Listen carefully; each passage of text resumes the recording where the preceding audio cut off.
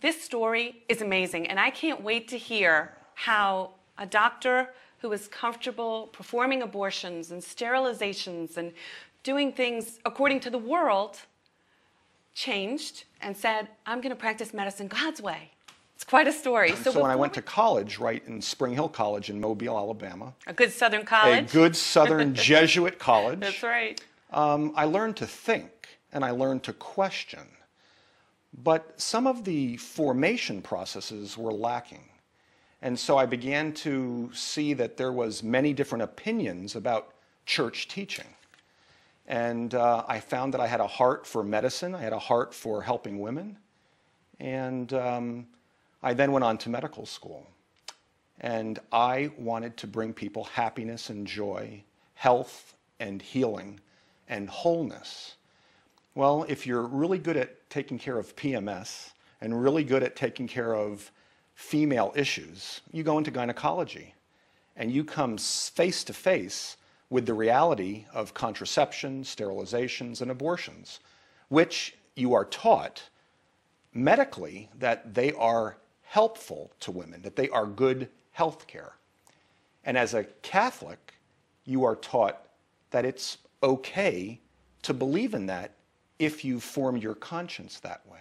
Now, at the time when you're going through medical school and getting all this teaching, there were some turbulent times in the church, right? I mean, the church itself was strong and solid, but there were many within the church that weren't really speaking the truth in a united way, were they? Right. No, I'm a product. I am a product of that system.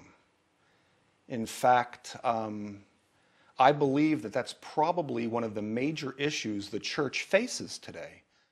I've had teachers tell me that the church teaching on life issues is not, it's not set in stone.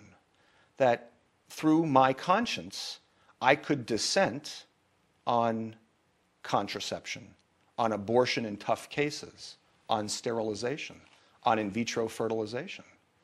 It was taught. And in fact, the professors all were part of that mentality. And so thanks be to God, my buddy took me to Mexico City, where we were helping a priest build a water treatment plant. And so I went to Mexico City, and there at the Basilica of Our Lady of Guadalupe, in the middle of a busy afternoon that was quite warm and hot and packed and crowded and very Mexican, I heard a feminine voice say clearly to me in English, "Why are you hurting me?" And I truly thought that I was imagining. I had too much beer, I was too hot, it was too crowded, and I just packed it away. Did you look around the room and think, who is this talking to me? Absolutely, absolutely. I mean, I looked around, but it was busy, and I was there at Mass, and I was busy watching, and so I just let it pass by me. One of my professors told me about Medjugorje. And once again, thanks be to God, to my mother, she says, "Johnny, do you want to go on a trip?" And we went in the winter of my second year of residency. That's the power of the praying mother, right? Intercessory prayer. And I want to tell anyone who's listening today, intercessory prayer is the key for the hope of your family, your children, your parents, your friends, our nation, our world. It is what is standing between absolute chaos and bitterness and cynicism and hope, because I am a product of this.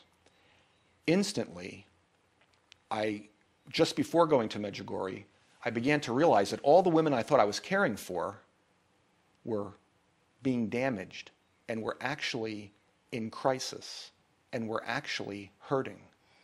Their relationships were breaking apart. They were in relationships that were in dead ends. There was no love. There was no hope.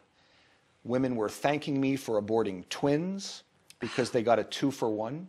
Oh, my And so I sat there and the scales came off my eyes. I go to Medjugorje and Our Lady begins to tell me 40 or 50 things that would happen in my life. how you can renew medicine. Johnny, my son has called you by name into this field. Where were you in Medjugorje? Were you in church? Where? Hill. I was on the hill. I was on the hill of the Blue Cross. I was by myself. My mother was about 20 yards away, and a young Belgian woman came up to me, and she listed, I told you, 40 or 50 promises. She says, I have this to tell you. You are her physician. And I sat there and said, I don't want to hear this. Please, I'm here to pray. And she says, no, I'm here to answer your prayers. Just listen. And I wrote these down in a diary. And I heard her in English, and when I introduced her to my mother later on that day, she said she only spoke French.